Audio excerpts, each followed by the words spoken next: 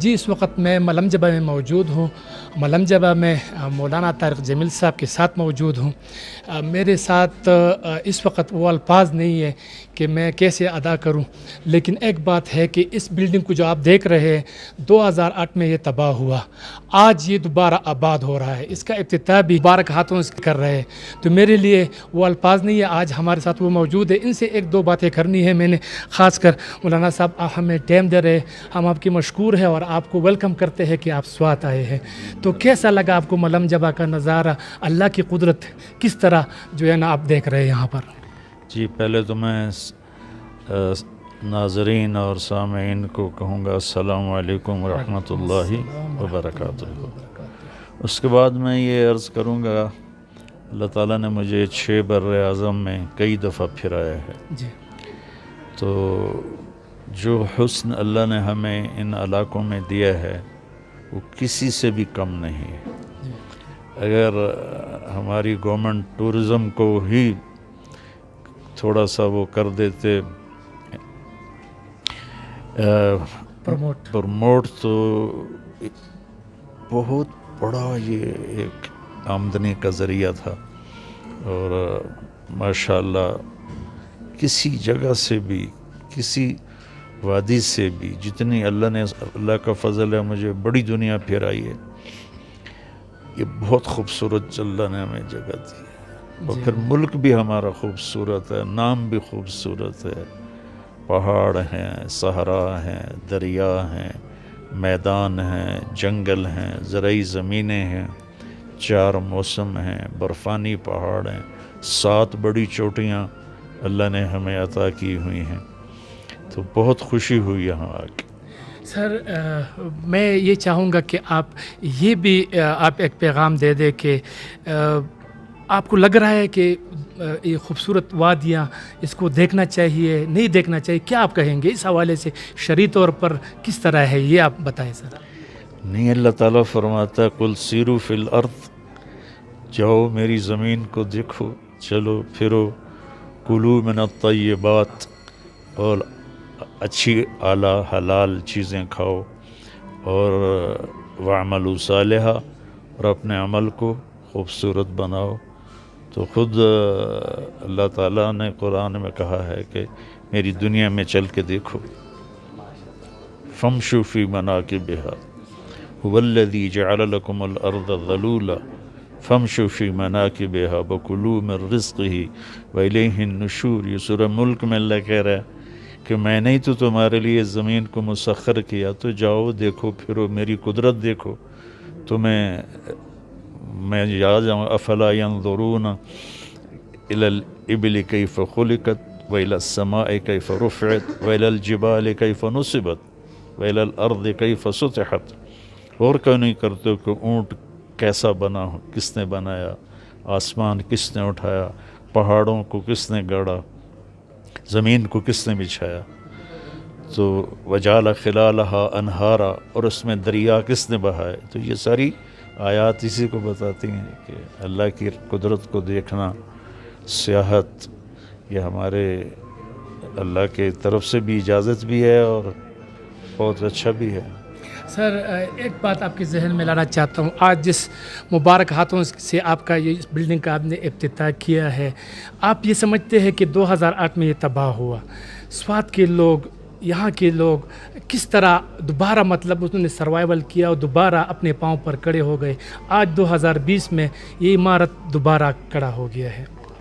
جی یہاں مجھے بتا رہے تھے مینیجر صاحب کے لوگوں کو روزگار ملا ہے، اور جو بیچارے بچے باغ کے چھلیاں بیچ رہے ہوتے تھے اور کچھ ایسے سڑک پہ چھاوڑیاں لگا کے بیٹھے ہوتے تھے، آج وہ یہاں ایمپلائیز ہیں اور ان کے گھروں کو رزق ملا ہے. پورا علاقہ ڈیولپ ہوا ہے. یہ بہت بڑی خدمت ہے وسیم صاحب، ان کے والد صاحب کی.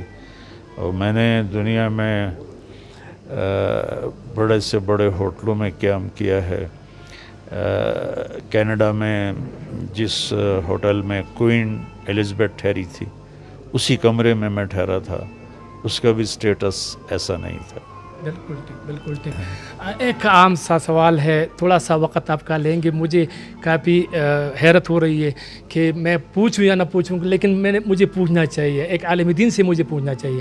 آج کل سوشل میڈیا میں بلا تحقیق ہم ایک چیز کو شیئر کرتے ہیں کہ فلانا نے یہ کہا، فلانا نے وہ کیا، اور بلا تحقیق کے، تو اس کو کس نظر سے دیکھا جا سکتا ہے؟ اسلام میں اس کے کیا ہے، ہمارے مذہب میں کیا اس کی ڈیٹیل ہے تھوڑا سا، کیونکہ سوشل میڈیا پر آج کل غلط خبریں بہت زیادہ پھیلتے ہیں۔ جی پہلے تو میں عرض کروں گا کہ میں خود اس کا شکار ہوں۔ میرے بارے میں اتنی جھوٹی باتیں، اخلاق سے گری ہوئی باتیں لوگ بولتے بھی ہیں، اور وہ ٹویٹ بھی کرتے ہیں، پوسٹیں بھی لگاتے ہیں، اور میرے نبی کا فرمان ہے کفا بالمرء کذبا ان یحدث بکل ما سمع، کہ آدمی کے جھوٹا ہونے کے لیے اتنا ہی کافی ہے کہ جو سنا بغیر تحقیق کے آگے کہنا شروع کر دیا۔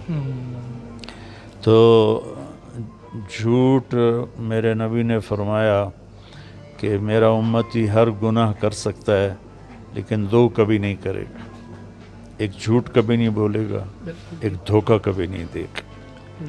تو ہمارا سوشل میڈیا جھوٹ سے بھرا پڑا ہے، بغیر تحقیق کے بات کرنا یہ بہتان ہوتا ہے، جو غیبت سے بھی بڑھ کے ہے۔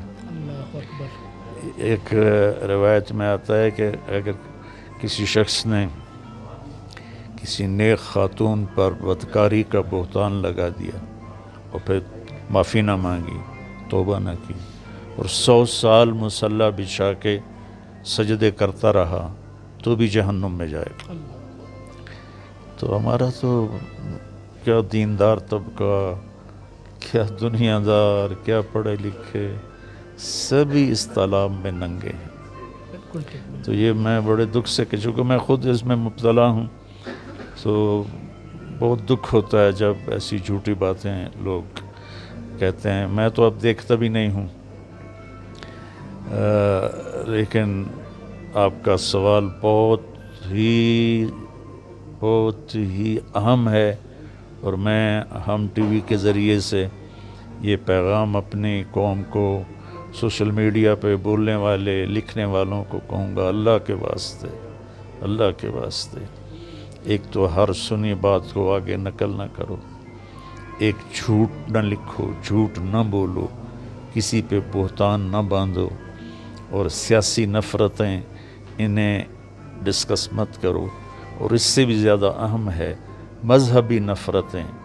مجھے 20 سال ہو گئے یہ مضمون بیان کرتے ہوئے کہ امت بنو، اللہ کے واسطے اختلاف کر کے بھی محبت کرو، امت بنو۔ فیصلہ تو اللہ نے آگے کرنا ہے، ہم یہیں جنت دوزخ کے فیصلے کر کے بیٹھ گئے ہیں۔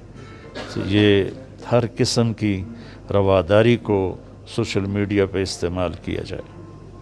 بالکل، آج کل چونکہ سوشل میڈیا کا دور ہے، اور اخبار، ٹیلی ویژن بعد میں خبر آتی ہے، پہلے سوشل میڈیا پر آتی ہے، تو تحقیق کرنے کی ضرورت ہے۔ خبر کو پھیلانے سے پہلے اس کی تھوڑی سی تصدیق ہونا چاہیے۔ مولانا صاحب، آخری سوال ہے اور آخری پیغام آپ کیا دیں گے، وہ آپ اپنی مرضی سے ہی دے دیں۔ میں شیراز نام آپ کا؟ شیرین زادہ۔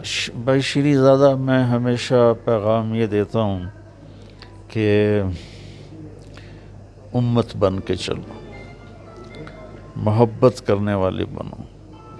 نمازی اللہ کا فضل ہے، بہت ہیں، روزہ رکھنے والے بھی، علماء بھی، اور خطیب بھی، لکھنے والے بھی، لیکن ایک دوسرے سے محبت ایسے گم ہو گئی ہے کہ جیسے کبھی تھی ہی نہیں۔ اور میرے نبی نے سوال کیا، اسلام کا سب سے بڑا عمل کیا ہے؟ تو صحابہ نے کہا نماز، تو آپ نے فرمایا نہیں۔ تو پھر انہوں نے عرض کیا جہاد، تو آپ نے فرمایا نہیں۔ پھر انہوں نے عرض کیا روزہ، تو آپ نے فرمایا نہیں۔ پھر انہوں نے عرض کیا حج، آپ نے فرمایا نہیں۔ تو وہ حیران ہو کر پوچھنے لگے پھر یا رسول اللہ پھر ہے کیا؟ آپ نے کہا اللہ کے لیے محبت کرنا، اللہ کے لیے محبت کرنا، اللہ کے لیے بغض رکھنا۔ تو اللہ کے لیے، اللہ کے واسطے سیاسی جماعتیں اختلاف کریں، نفرت نہ کریں، مذہبی فرقے اختلاف کریں، نفرت نہ کریں، اس سے صرف اور صرف غیروں کو نفع پہنچے گا، ہم برباد ہو جائیں گے۔ بس میرا یہ پیغام محبت ہے جو میں بہت عرصے سے دہرا رہا ہوں، کہہ رہا ہوں، اور اللہ کرے کسی کے دل کو لگ جائے میری بات۔ بالکل ٹھیک، بالکل بہت شکریہ سر۔ پشتو میں کہتے ہیں یو جہان مننا، مطلب ایک جہان سے زیادہ جو ہے نا آپ کا شکریہ میں ادا کرتا ہوں سر۔ آپ نے مجھے ٹائم دیا اور آپ نے یہاں کے لوگوں کے لیے ٹائم نکالا، میں بہت شکر گزار ہوں۔ آپ نے مولانا طارق جمیل صاحب کے میٹھی میٹھی باتیں سنی، میرے ساتھ رہے، انشاءاللہ آپ خوش ہوں گے۔ آج اس عمارت کا جو افتتاح ہو رہا ہے یہ بھی مطلب اس کے دستے مبارک سے ہوں گے، تو ہم اس سب چیزوں کو دیکھیں گے۔ میرے ساتھ رہیے، اللہ حافظ۔